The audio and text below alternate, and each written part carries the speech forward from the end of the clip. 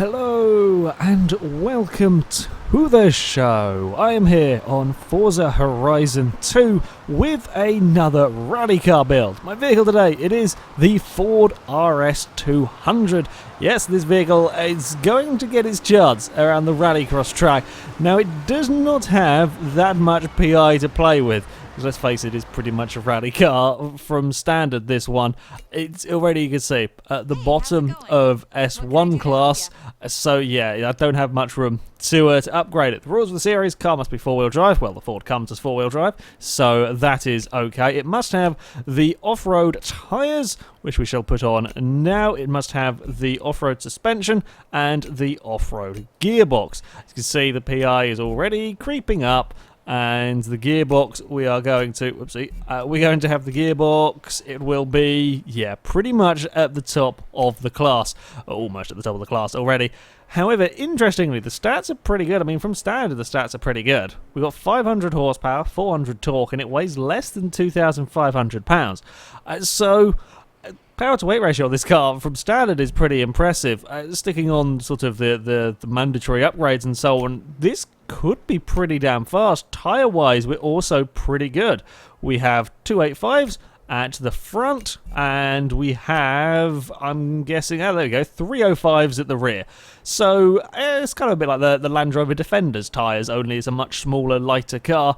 It's not too bad. I'd always like bigger tyres on the cars, but certainly I will take 305s on the rear. Actually, wasn't quite expecting this to get as larger tyres as it does, but there we go. Now I only have 24 PI to work with. I will put on the wing. Now I do have a small concern with this car, is that the power to weight ratio is pretty decent and PI is it's not massively high. My concern is that there is a reason why that is, and it could be something to do with the handling. I'm not sure about that. There could be issues somewhere. The RS200, while it wasn't a particularly successful Group B car, because it sort of came around right at the very end of the era, was apparently one of the better ones to drive, so who knows. Brakes. Let's get the brakes on. That's a good first move to do. Can we get...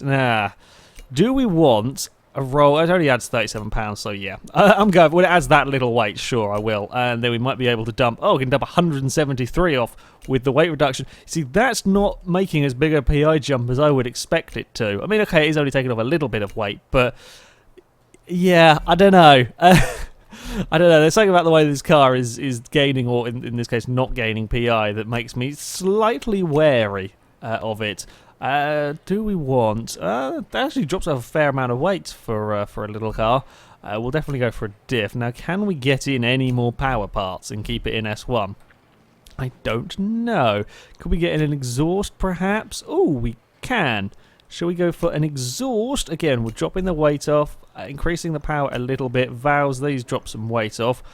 So we can get that down to 524. I kind of want to keep 2 PI for that... for that drive line, if I can. Do we drop any more? Okay, so that drops it down. Now the question is, that drops it down more weight, but we only have 1 PI to play with. Can I get the drive line in? There is like almost like a point. No, I can't get that drive line in. I do quite want the drive line. You can have sort of the point something PI. It doesn't actually display it, but sometimes you can get away with sort of combination of parts. It was worth a try though. So we'll go back to standard one of that, and we will go for a race driveline. So it is, in fact, it's almost under £2,300 with 500 horsepower and decent-ish tyres as well. I mean, things like the Audi TT, that had less horsepower than this and was heavier than this. And I think it had smaller tyres overall as well, which makes me concerned about something with this car. I don't know what it might be. Maybe they'll be handling it, or maybe it's just a good car for this class. Okay, the RS200 is ready to go. This could be very, very quick. Who knows?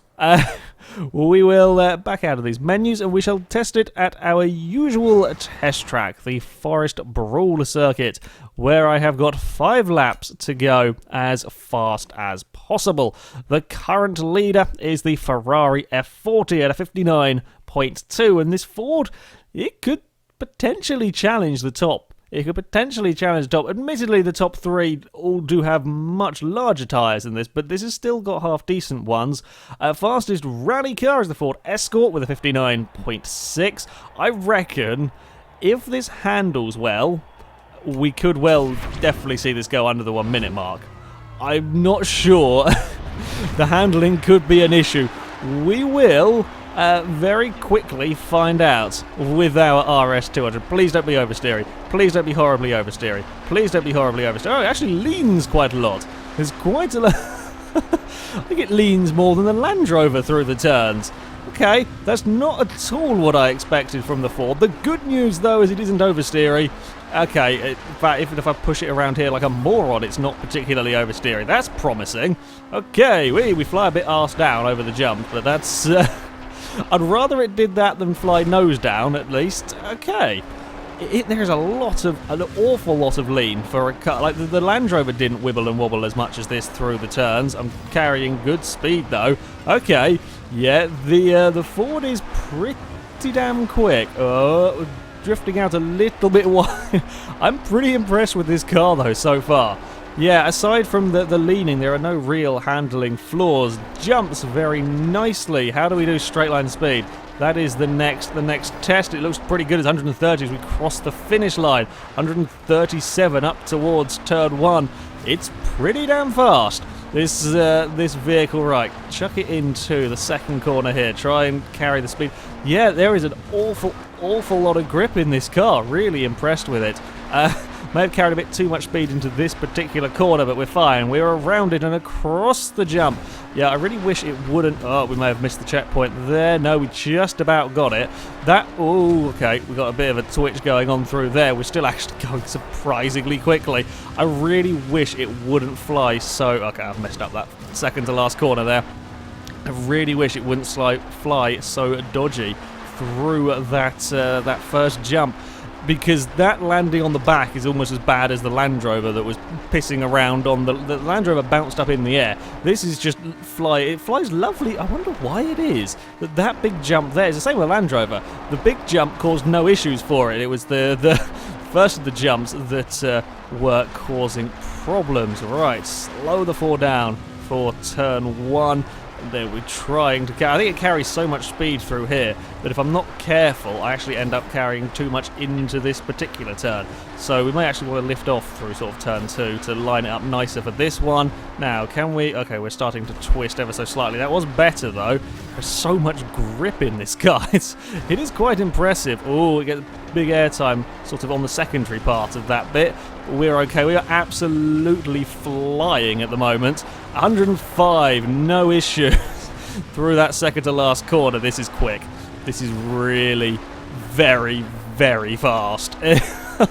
Could we get it into the 58s? I'm not sure if we can, but this is definitely the quickest car I think I have had. What are we going to do lap time wise? It is going to be a... Holy crap. A 58. Not only is it going to get into the 58, it is going to annihilate absolutely everything that has gone before it. It's almost a second quicker than the F40. Bloody hell, this car is fast. This is ridiculously fast. Like, I thought it was going to go sub 1 minute, I'll be honest. I did not think... Oh, my TV has just gone off. That's really not helpful there. Okay, this lap is gone. Let's... We'll set up for one final charge. Can I go even quicker? This is absurdly fast. This is looking like this lap here with my TV turning off is going to go quicker than the F40 did anyway. That is... Oh, it's not quite. It's, again, a little bit of a shonky lap. The ending of this one as well. This is a remarkable vehicle. Power to weight ratio is phenomenal. Drives very well. Brakes work. Flies lovely over the main jump, very quick in a straight line. The first jump is probably what causes this car the biggest issues. Right, slow it down for turn 1. I may have carried a little bit too much speed. on the way in. All right, let's try and be neat. Neat through this section is important. Yeah, you can just carry so much speed through that turn. And then as we come out of this one, let's try and get it straightened up for this jump. Can we get the landing neater? Yes, indeed we can. Oh, big oversteer moment. I kept it together. I kept it on the road at least, pointing in the forwards direction. It's down here though. This is where it really makes up the time. Oh, bumps. No, it's gone. We weren't going as quick as that 58-second lap anyway though. God dear, this car is phenomenal. That second to last corner on that fastest lap was exquisite. However, when you do push this car really hard, the bumps have just caused it a couple of problems there. There's a few areas where the back end will just get away from you if you aren't careful. Still though, a 58.4, 0.8 of a second quicker than anything else that has gone around here. It doesn't have that bigger tyres. 305s are okay. They're decent enough tyres, but against the 375s on the F40, this is impressive. Yeah, that's a ridiculous, ridiculous lap time. Do have to be careful with it though. Over the bumps, you can get it into trouble over them. You can get some oversteer moments. It can get thrown around a little bit. It's just so light. It's such a light vehicle, this one. It's not surprising that it gets chucked about when you carry as much speed as you can with this through the corners. Yeah, if you get everything absolutely spot on, it is unbelievably fast, but it is very easy to get it a little bit wrong and have, yeah, some half spins and so on. But yeah, 58.4 is ridiculous. Well, we have a new leader, and I can't see this lap time being beaten in quite a while, but there we go. The Ford RS200 goes to the top of the rally car build leaderboard. I believe it is the first time a sensible rally car, aside from the sort of very, very early ones, a sensible rally car has actually led the leaderboard against the likes of supercars and sports cars that have tended to dominate it. But that is it from me. Thank you very much for watching, and until next time, goodbye.